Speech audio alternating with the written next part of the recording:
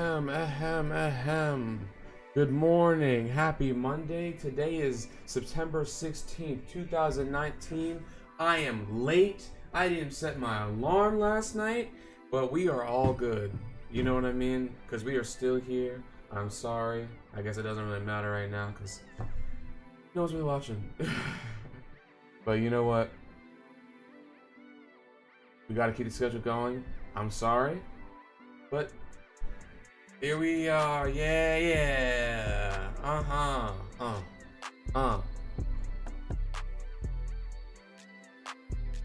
But yeah. Let's get into it, right? 1, 2.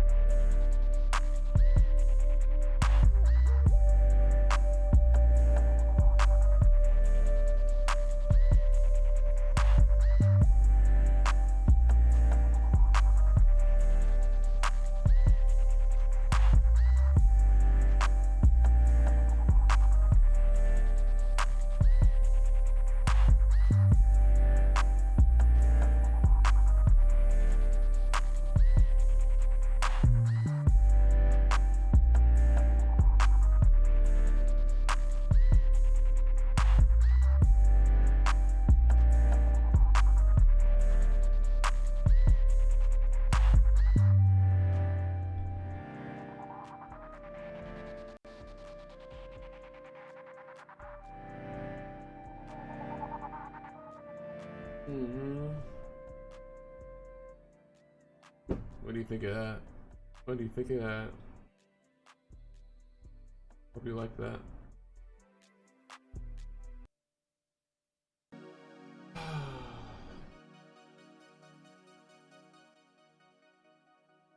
Well, sorry. Okay, guys. First off, I had an allergic reaction on Friday. Scariest experience of my life. Wow, that was a scary experience. I got highs and stuff. I still don't even know what it was from. Like, it was at work, and like I scratched so bad. I still got marks like on my arm and stuff. Pretty bad experience. So, what we got on the list today, though, are some Borderlands and some COD reactions. And an Apex tournament that I didn't even know was going on. So we're gonna look all into that. First, let's look at my man I Am Wildcat's reaction to the beta of COD. He's been tweeting out a lot, you know, like he's not really enjoying the beta.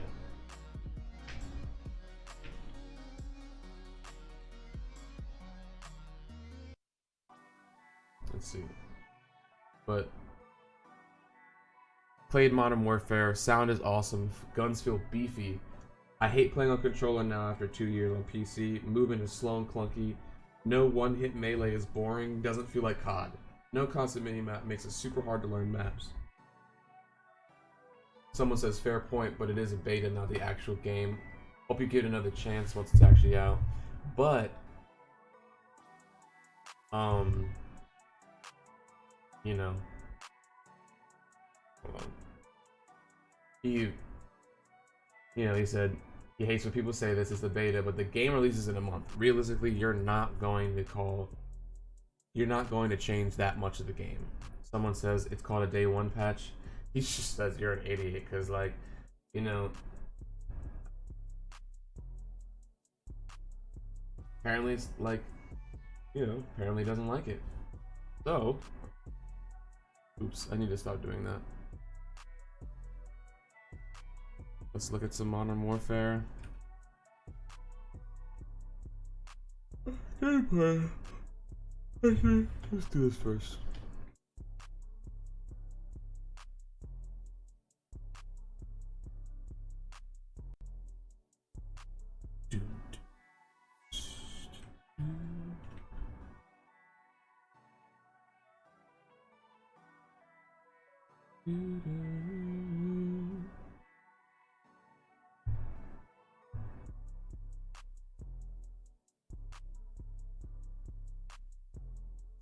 Alright, well, let's just find out if he has any more. They might change some weapon stats and some names, but that's it.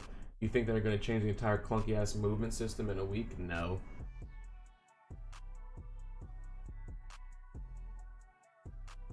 They maybe will change the minimap in a way. They're too stubborn to even listen to the community feedback, so they won't.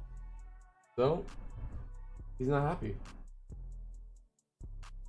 A lot of other people are saying the same thing. You can't set custom mouse DPIs and fine-tune sensitivities and binds. It never works correctly on a keyboard and mouse.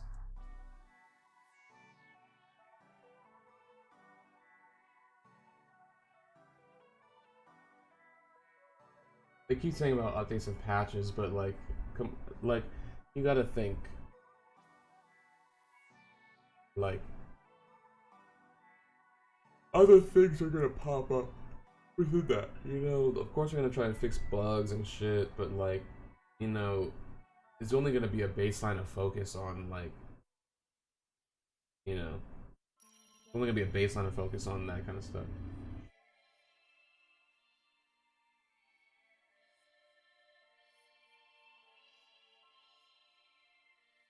Beta equals feature complete. All they should be doing at this point is bug fixing. Exactly. Any design or major changes will not happen at this point, or risk missing dates, or making dumbass large day one patches. Exactly. So, I guess people are understanding.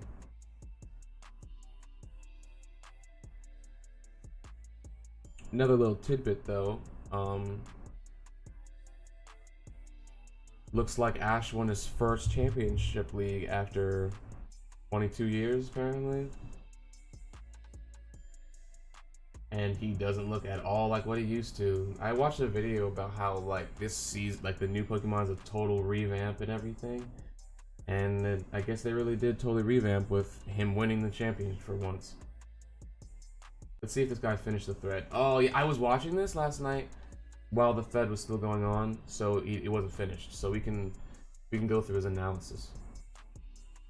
He's gonna go through all of his past performances. Just an honorable mention, but no one, please do not make comments about Ash winning the Orange League, because everyone knows that it doesn't count. It's equivalent to Team USA winning an Olympic gold medal in basketball. Ash's first league performance, looking back with a letdown because the competition wasn't great. Plus, with Gary losing in an upset, he should have gone further. What he lost due to his Charizard taking a nap mid-game. Finished top 16, should have been the winner. Yeah, that was when he first got that joint. That joint was trying to not listen to him at all. Had to take that joint back to Oak. The season he had his hair across, he definitely should have won though. Ash fared better in Johto, finally beating Gary in a classic, but losing to Harrison, who had Pokemon from Hoenn, which at the time we wasn't aware it existed, was foul since Harrison went on the final. Mans pulled out with a Blaziken and said, "What is that Pokemon? He's not from this region." He should have won. With the hair cross, dude, he should have won, man. Hoenn series was the most fair, as he lost in a close battle with the eventual winner, Tyson, who had just had the better overall team. Fair enough. When do I even start the Sinnoh League? Ash's team was stacked, beat Paul in one of the best fights in the series, only to lose to Tobias, who clearly used action replay codes to have those legendaries. Total robbery top 4. He pulled out a Darkrai and a Latios in a tournament battle. Like, Jesus Lord. In Unova, he had a pair of 4 team, but did well beating Trip early on and went as far as he could have, losing to Cameron, who simply had a better team. Should have placed top 16 or 8th. He did, so this was pretty fair. And Kalos,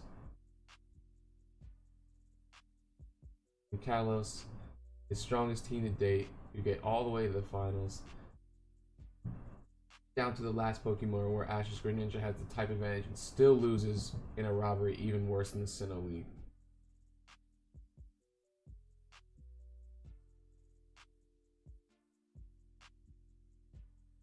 This team, all of Pokemon, I have no clue, and Pikachu. 1, 2, 3, 4, 5. Only Pokemon I know about is the Greninja.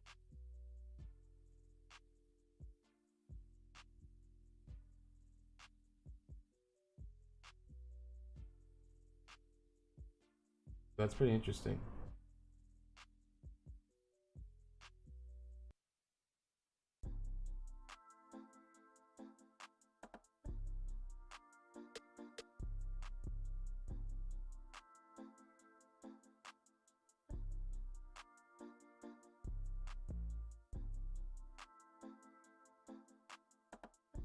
Oh, he still didn't win in Kalos, excuse me. Misinformation. And then bam. Here's the visual of it all. Man said most stacked teams still lost. See, look how his face is all the same. Different. Weird. Know what I mean?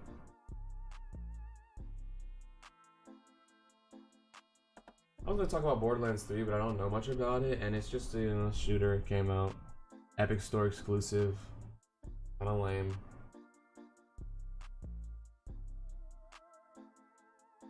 Not kinda lame. Let me not say that. But I mean, it's not my type of game.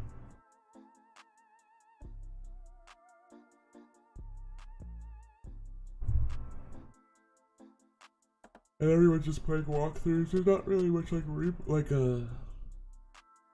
short edited videos.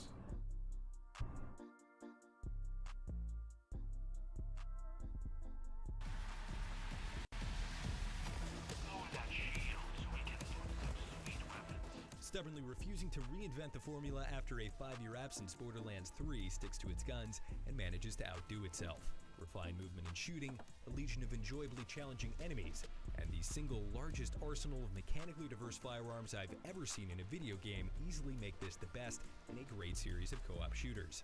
What's more, this is an adventure I could see myself happily undertaking again from scratch, with a new character and a fresh group of friends. It's a beautiful day, full of opportunity. So, who's coming? You'll arrive on the familiar planet of Pandora to find it overrun by bandits and on the verge of total collapse. So, normal. But this time around, you aren't stuck on Pandora. You'll venture to several varied and jaw-droppingly beautiful planets, and each stands out visually in a way the series rarely has before. Every nook and cranny is generously littered with chests, collectibles, and amusing Easter eggs that make exploration almost as fun as combat.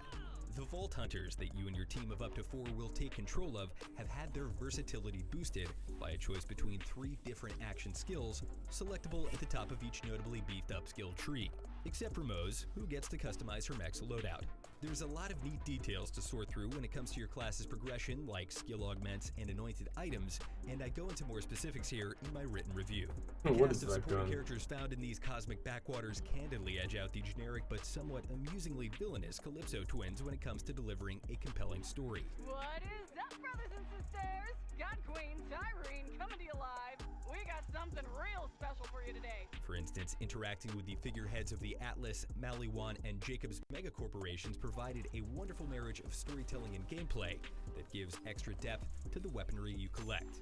Despite being a Jacobs, I ain't much with a rifle. Playing with friends is better than ever thanks to the new ping system. Cheers, Apex, which can be used on enemies, items, or the environment. But But the co-op feature that really stands out in 2019 is the ability to share or trade weapons and other gear after you've used them, since they don't bind your character when equipped. It's also worth noting that your team can choose to play in cooperation mode, which turns on instance loot and forgiving level scaling, or co-opetition mode, which disables scaling and lets the fastest player hoover up all the items like in the old days. Perhaps Borderlands 3's greatest triumph is that it never felt monotonous over more than 30 hours. I kept waiting for the energetic pace at which new enemies, weapon archetypes, and mission structures were introduced to slow to a grind, but it never did. For starters, if your Echo 3 mission log didn't clearly label them as such, I would have had a hard time distinguishing Borderlands 3's side missions from the main story missions. And I absolutely mean that as a compliment. The optional tasks divvied out by the denizens of Pandora and its neighboring planets are creative, enjoyable, and rarely the kind of formulaic, repeatable filler that's usually associated with side fare. You are the best Vault Hunter. Wow, after me. So you are second best, which is still pretty good. There are definitely still some fetch and kill quests, but there's almost always a twist that makes them feel unique. And when there's not, Borderlands 3's self-deprecating humor makes light of that situation. My absolute favorite side missions were the ones that completely sidestep convention for a quick laugh. For example, Tyrene Calypso offering up a legendary weapon if you simply kill yourself, and the catch that this decision comes along with had me chuckling for hours after the fact. Wow, you actually did it! You are a total gun slut. Borderlands 3's incredibly diverse and constantly surprising arsenal absolutely steals the show. The illusion of infinite firearms is sold much better than ever before thanks to the sheer number of randomized elements with significant and legitimately unique effects. This meaningful weapon variance is further helped along by a greater emphasis on what differentiates each manufacturer. For instance, all Vladoff weapons can switch between two firing modes, like a Gatling gun that toggles to a grenade launcher, while Children of the Vault weapons don't need to be reloaded at all, but can overheat. What's most impressive about Borderlands 3's arsenal, though, is how these weapons look and feel. It's the delightful little touches, like cocking the hammer on a revolver, the red-hot smoking barrel of a shotgun, or a bolt chattering away on an assault rifle. These are the types of details I'd expect to see on handcrafted models, not procedurally assembled ones. In the same vein, many weapons feel fantastic with the mouse and keyboard on PC thanks to pronounced recoil and crisp sound design. Then comes the creme de la creme of loot, legendaries. Like in Borderlands 2, these guns and gadgets fill out the upper echelon of the item table with handcrafted effects that are, in many cases, a celebration of how far Borderlands 3 is willing to go to be absurd and surprising. My favorites so far are the Laser Sploder, which spits out rockets and a laser at the same time, the Cloud Kill, which leaves enemies choking on corrosive fumes, and the Hellwalker, which is a dead ringer for the super shotgun from Doom. Without giving too much away, you'll square off against plenty of returning enemy types along with several new ones, totaling up to a creative and enjoyably challenging horde. Most critter fights are fun, even though they all feel functionally the same. Meanwhile, bandits and futuristic Maliwan troops do a great job of keeping you on your toes. Their squads get increasingly mechanically diverse as you get deeper into the campaign. Borderlands 3 is at its most hit or miss in the quality of its boss encounters, which, frankly, are all over the place. The good news is that the bulk of them are spectacular. There's the exemplary Agonizer 9000, who comes complete with crit spots, flaming vents to dodge, a massive saw blade to jump over or slide under, and even a second phase, which mixes things up further. And every other boss with major plot significance follows this great formula: precise telegraphs, challenging mechanics, and mostly avoidable damage. At the opposite end of the spectrum is Kilovolt, who covers the entire arena in unavoidable, mostly lethal electricity that can easily down a whole team at once.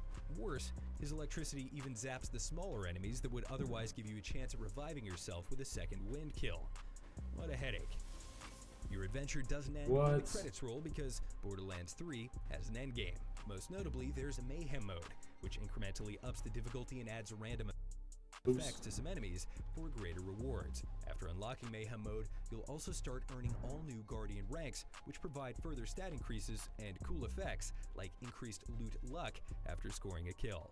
Couple this with True Vault Hunter, aka New Game Plus, the Circle of Slaughter, better known as Horde mode, and the all-new Proving Grounds, which sort of resemble a non-randomized Diablo 3 Rift, and there are many enjoyable ways to skin the endgame cat.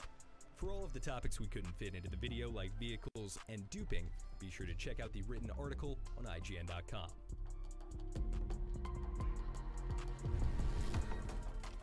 If Borderlands 3 is what happens when a modern looter shooter throws the longevity of its item economy and daily quests to the wind, then you can sign me up for Borderlands 4 right now. The sheer magnitude and diversity of its arsenal of fun and surprising weaponry is unmatched, and the striking amount of loving detail and variety packed into its energetic and replayable 30-hour campaign is what makes Borderlands 3 a high point for the series and the genre as a whole. Wow. If you enjoyed the review or have further questions, feel free to shoot me a follow on Twitter @ThugandDuggan. And for all things Borderlands 3, including our favorite guns, Easter eggs, and endgame guides, be sure to keep it right here on IGN. Wow.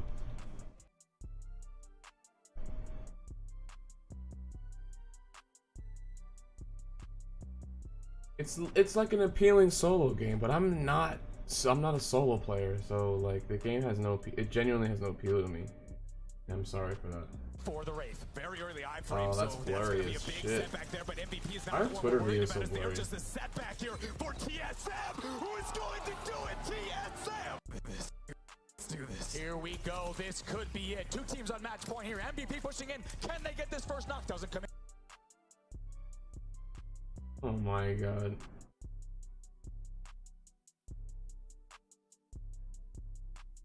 And Rots has to stay the iframe, so that's going to be a big setback there, but MVP is not the one I just we're worried about. want Is they're just I a just want to setback not be here so for blurry.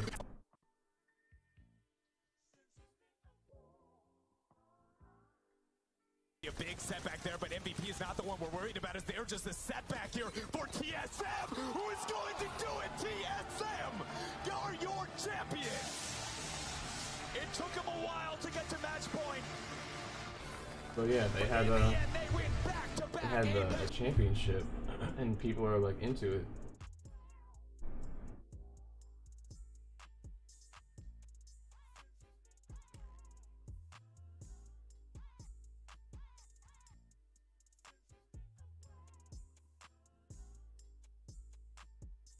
This tournament was ridiculous. Make points with kills, not placement. See, that's what Fortnite's issue is.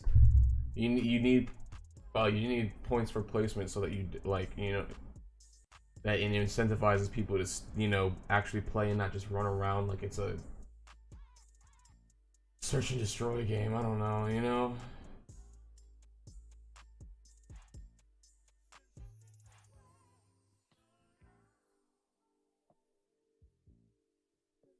What a final. Best esport event I've watched. Congrats, TSM. Congrats to Respawn.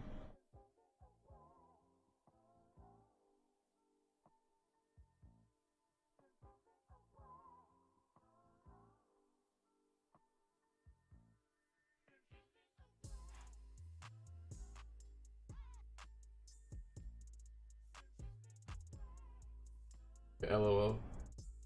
I think the command center were the real champions. Okay.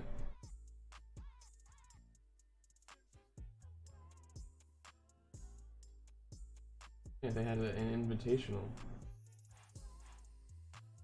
Pretty cool.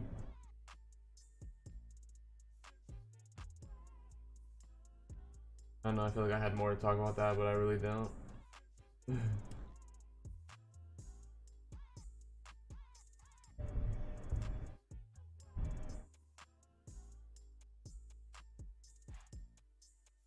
Oh, well, there's that.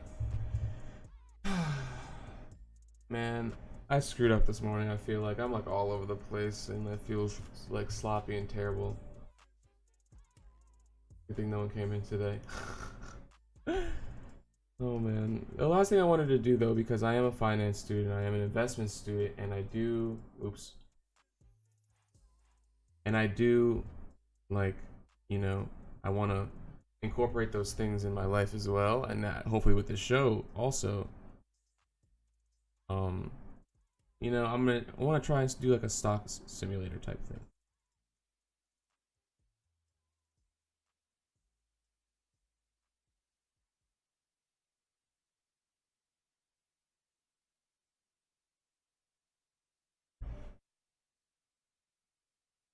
All right. So, thinking about starting like a game with an investor simulator where, you know, over a extended period of weeks, you know, we work on making some good investments. You know? So, I think we're gonna do that.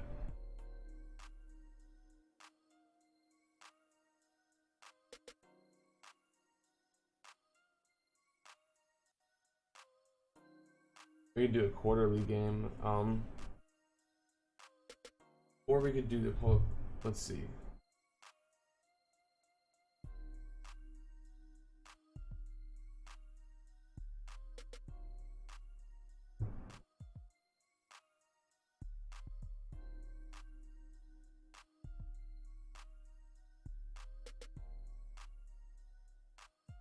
Yeah, let's do this one. For now, let's not do my own because you know I can watch my progress compared to others through this.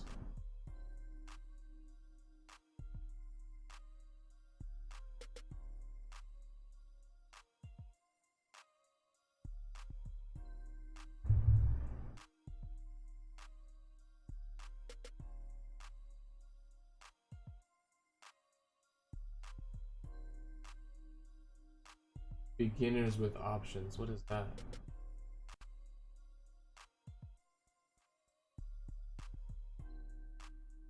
Why can't I see him though?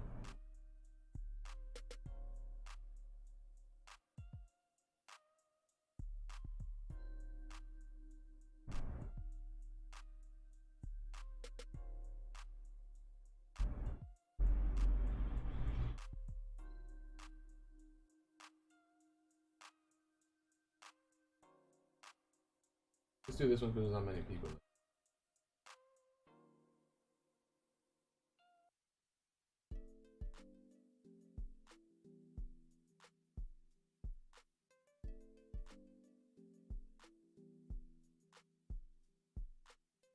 Okay.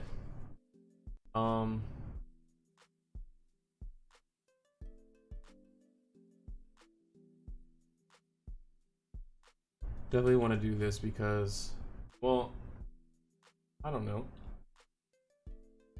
Microsoft. I'm not just trying to throw money right now. We should do some research and that type of thing. But I just want to let everyone know that I'm starting this. You know what I mean? I wanna start this. And I'm so early in the morning that I can't make trades at the time. So like all my trading will be done off screen, but you know.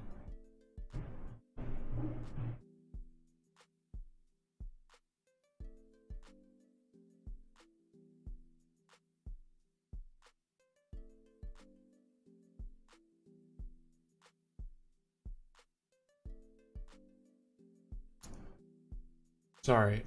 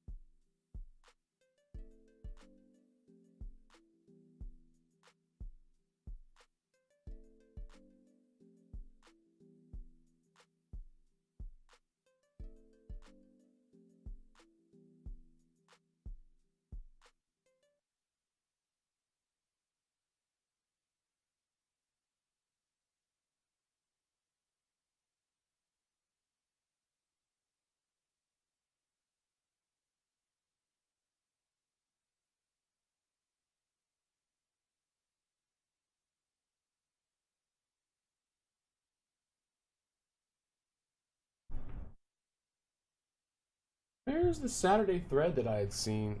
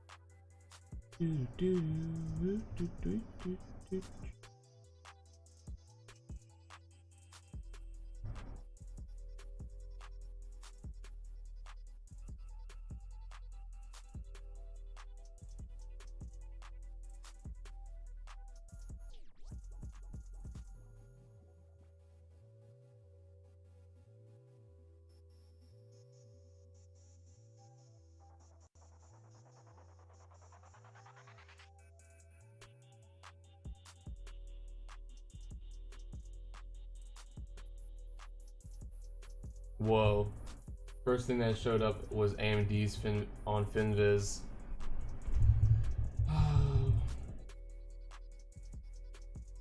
Oh. So this actually does seem like a good call today if I can make some sort of thing. So see this triple top right here? But that's over an extended period of time.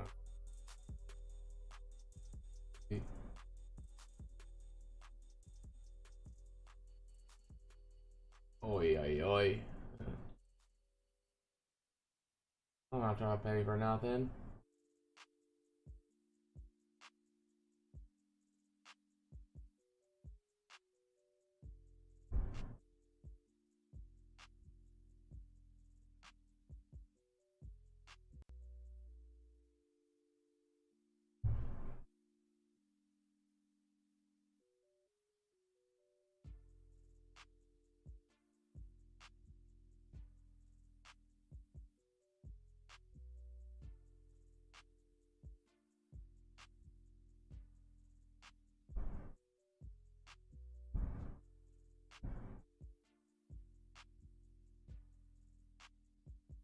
What the heck? I was reading.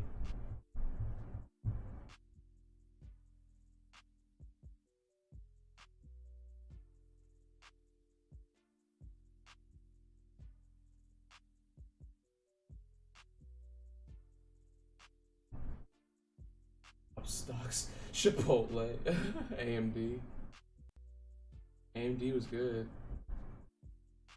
Oh man. I didn't like I want to do analysis. I want to do analyses of stocks. I want to like make good choices, you know what I mean?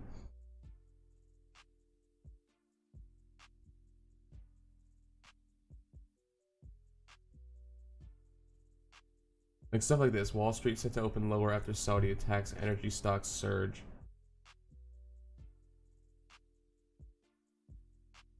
Like I wish I more knew like about this stuff. You know, I wish I was a little more confident, and I hope that through this show and through time that, you know, you can actually have something here.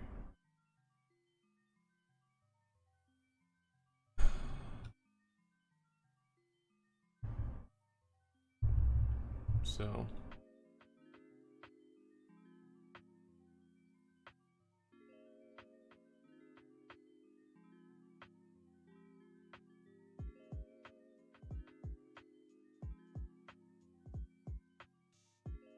Bloody Monday again. Like I need something for the long term. So something more dependable like Microsoft for sure. But I don't know if that's gonna be the one that I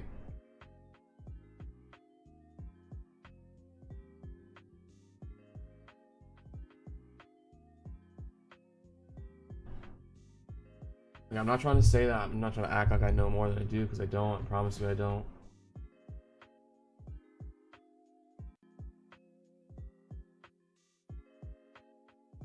Alright, so now right now's not the worst time to buy new stocks of Microsoft, right? How much money do I have? 10,000. I'm gonna buy them at open.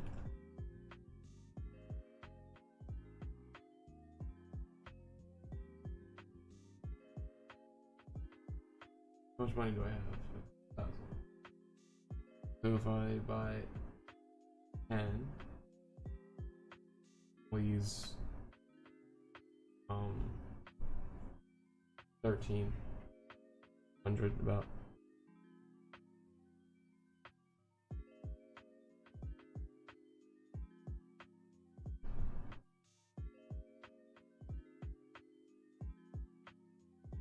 I think I'm just gonna buy. I'm not really looking at a price right now.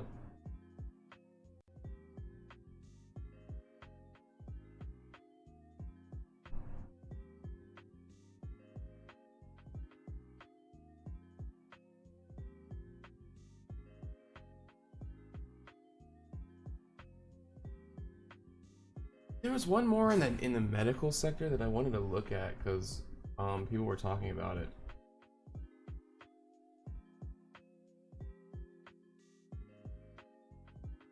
Can't find the thread that I was on, you know?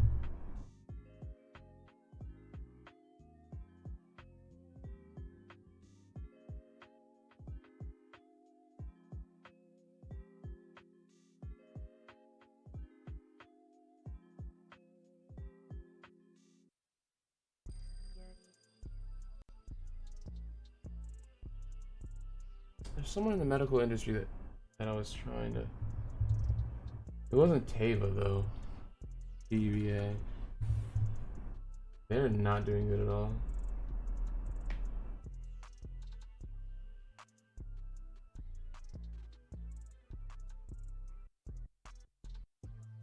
But they did just tick up over something though. Morgan Stanley just said that they were overpriced.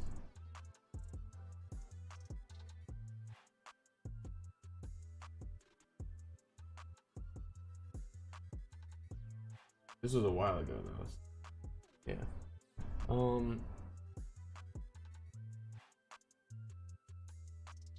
But yeah, you know, we're gonna keep an eye on this stuff, and you know, I think on Mondays and Wednesdays we're gonna do a look over of the week, see how things are doing, see how my portfolio is doing. I think that's the best way to go about it. But for right now, we're just gonna keep it at the Microsoft purchase, see how things go from there, I think.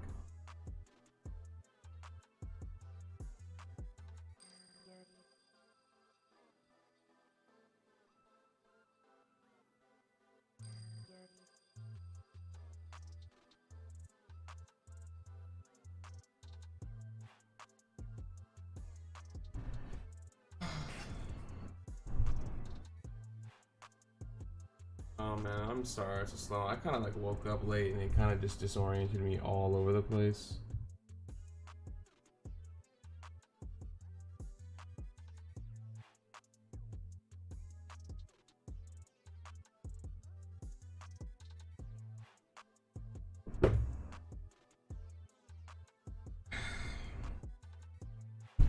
But it is time for me to get ready to go to school now, so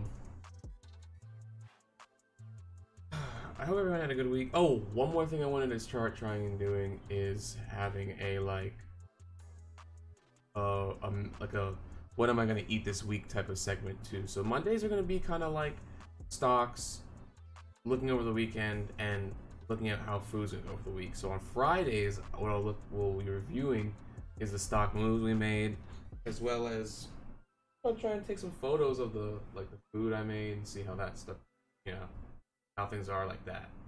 So hope you look forward to those kind of things. I am late. I'm like all behind and everything, so I'm not gonna do a show today. An after show. So thanks everyone for coming in today. Thanks everyone for coming in today. If you came in, showing your support and all that, I really appreciate it. And I hope to see you on Wednesday. Happy Monday. Have a great week. Have a great day. And keep them vibes up. Keep them vibes up.